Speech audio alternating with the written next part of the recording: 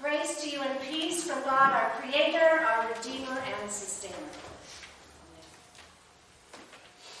Paul and Silas and Lydia and others in today's texts are long gone now. Their lives completed, their journeys ended. The young people we honor today, recognizing their graduations from high school and college, middle school and preschool, their lives are just beginning. So much ahead. It's an unsettling time. For Skylar, what's elementary school going to be like? You're going to like your kindergarten teacher? You have to wait and see, right? Yeah. You make new friends? For Tavi, how will you spend your high school years? There are many different classes to choose and activities to be involved in. For Josh and Paul and Lincoln and Donald and John, now high school is over and college for you too, John. And now come decisions about paths to take toward work, whether more education after college or first full-time job stand. May God be with you all. You are all great young people and you'll be fine, won't they? Okay, fine. The road ahead is guaranteed to have bumps from time to time. But you're all of good character and intention, and you will be fine. And fine is, well, fine. Right? We're proud of all of you. I'd love to tell you that the Bible has some great career advice for you, but things were a little different back then. Most people never had a chance to go to school at all, especially the girls. While that's still true in many places today, people are working hard to try to, in many ways, to assure access to education to everyone who wants to learn. In biblical times, millions of people, like the slave girl in this story, were sold or born into slavery. That's a scourge that has mostly been ended in this country. And there are those working hard to end the trafficking of young people up and down the I-5 corridor and in other places. So what did people do in biblical times? Well, there was farming, which is a noble and ancient profession, and without which we would starve to death. So thank you to every farmer from every time and land. There were carpenters, as Joseph was, and presumably Jesus too, for a time. The building trades are also noble and needed professions. Jesus' work was as a healer and a teacher and preacher. He may have studied with the rabbi in his community as a child. Back then there weren't colleges like we have today, but the Greeks, where today's text is located in Macedonia, had physicians like Hippocrates. He lived about 4 centuries before Paul and taught students the medical art and science that he knew. Hippocrates is the one who is credited with writing the Hippocratic Oath, which you will recall teaches to do no harm. It goes on to say, do no harm, whether treating free people or slaves, which reminds us of the ubiquity of slavery in that time. Do no harm is good advice for any profession, even today. Then there was Lydia, who was mentioned in the text last week, and who Paul and Silas were going to see again in today's text, along with others scattered at the river. Remember what her work was? She was a businesswoman dealing with textiles, selling purple fabric to royal families. Proverbs 31 tells of other women who managed their households, buying and selling property, caring for their families, unpaid work, which is also noble. The Bible also has fishermen and tax collectors and soldiers and prison guards. We still have all those professions today, too.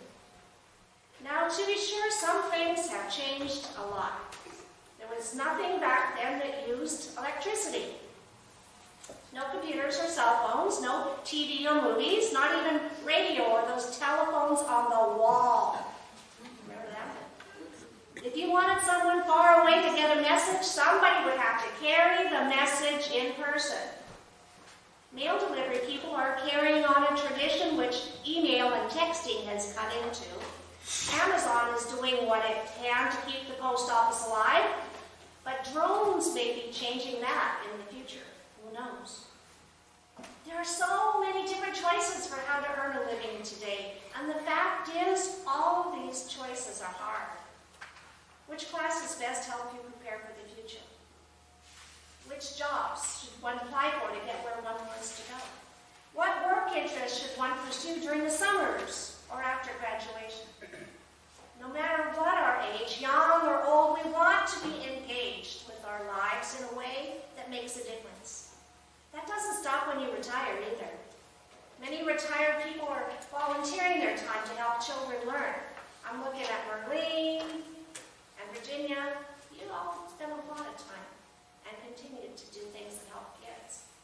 Many retired people are gardening and sharing their produce with the hungry or serving on boards and committees that make a difference in the community.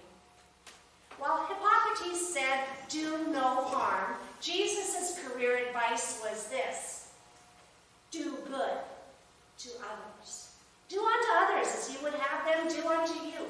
That's the message that Paul was sharing with the group gathered for prayer down by the river in Philippi, in Macedonia. That's why he reached out to the slave girl, although her owners didn't see it as help. They lost their income when their slave girl was freed. Paul felt it was more important to do good to the slave girl, the message of Jesus, than to do harm to the income of the owners.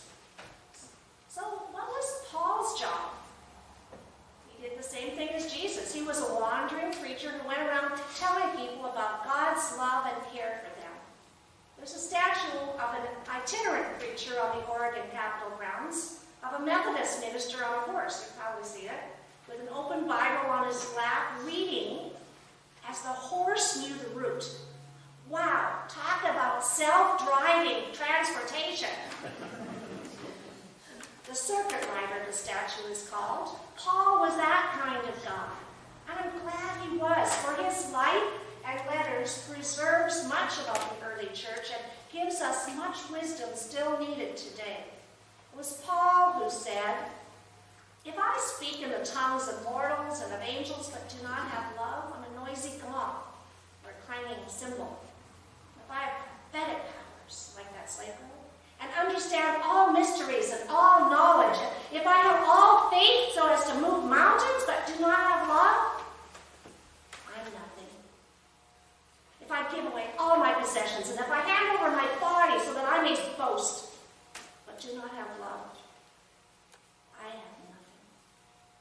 Love is patient, love is kind, love is not envious or boastful or arrogant or rude." I would put a P.S. in here. Education doesn't make you better than anybody else. It makes you a better person. Love does not insist on its own way. It is not irritable or resentful. It does not rejoice in wrongdoing, but rejoices in the truth. It bears all things, believes all things, hopes all things, endures all things through calculus and organic chemistry and all those things. Love never ends. That's good work, Paul. We're grateful to you. All honest work is good work, my friends. Some work requires apprenticeships, some work requires college classes, some work involves just doing it. It's called work, not play. Even though it isn't play, people want to work. Work helps us pay for necessities and a luxury now and then if we're lucky. Work keeps a roof over our heads and provides food and clothing and other necessities for our families. It also provides meaning to our lives. Let me close with the words of John Gardner, a former U.S. Secretary of Health, Education, and Welfare, who put it this way: "Meaning is not something you stumble across, like an answer to a riddle or a prize in a treasure hunt. Meaning is something you build into your life.